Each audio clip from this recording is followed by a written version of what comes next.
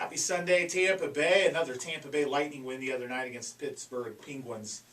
Lots of great stuff going on around the Tampa Bay Lightning on a winning streak, creeping up the list, creeping up the rankings for playoffs.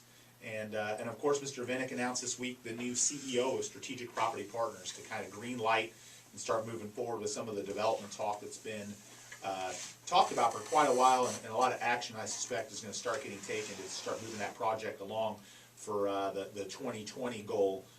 Tampa Waterfront 2020, their goal is having everything in place by 2020. So pretty exciting stuff happening in Tampa with that, driving some employment, driving businesses even considering relocation. I saw some articles this week that some of the businesses up in North Tampa are now talking about relocating down to downtown. Like the Mosey I saw is one, yeah. Wow. And I think a lot of people know there's so much positive buzz going to happen around downtown. You've got a winning team. You've got kind of a clean slate for this new CEO to come out and do some amazing things with downtown and really turn it into a great downtown city. And on top of all of that, Forbes this week released a list of basically the top real estate markets in the country for investment. Tampa cracked the list. I think we came in at number 14. So Forbes lists the top investment cities. 7 of them are in Florida. So if you're someone out there thinking about real estate and whether you should buy, whether you should sell, whether you should invest in real estate, obviously the Forbes people, they've got a little bit of money.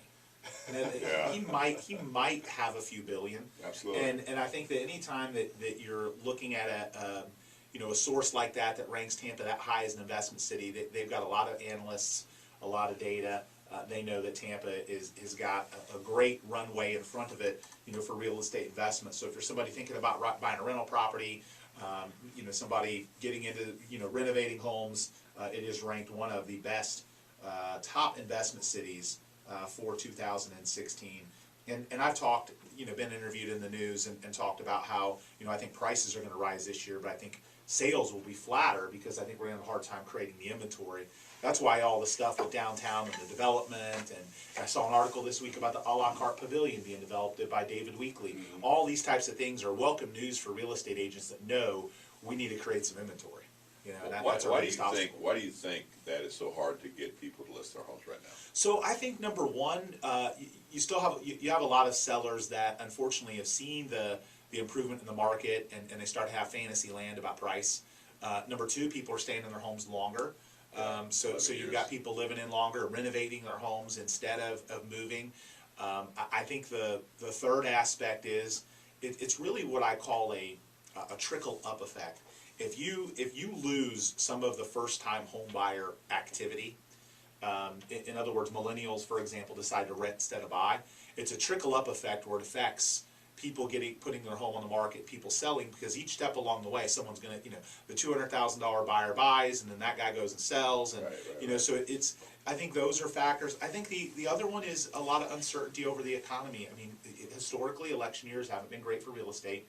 Real estate, believe it or not, and I don't know why, because it's the most expensive thing you're going to sell, but it's always been a very emotional purchase. People will analyze the out of their stock portfolio, but then they make their real estate decisions on pure emotion, and not everybody, but a lot of people.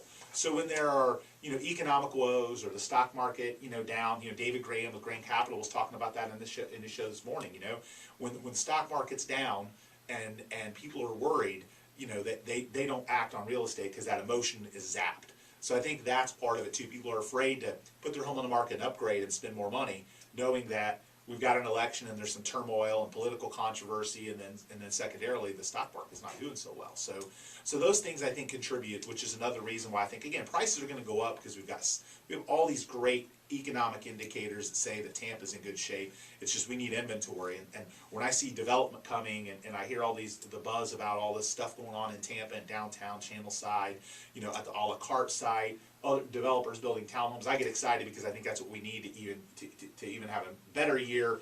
Obviously not this year, but the year after that, because all the development has to get built. Well, and prices are going to go up as well, just because every statistic shows so many people just moving to Florida in general. So that's that's one of the things in our favor. We've got population growth back. During the recession, we lost population growth. We were losing it to the Carolinas and the more inexpensive areas. where people didn't want to move here.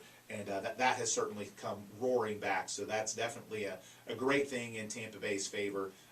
But lots of amazing things happening in Tampa Bay, and the Forbes ranking for real estate investment is another thing that we're excited about, that continues to keep Tampa moving along. And the other cool thing about the new CEO with the Vinik project is he's a real estate guy.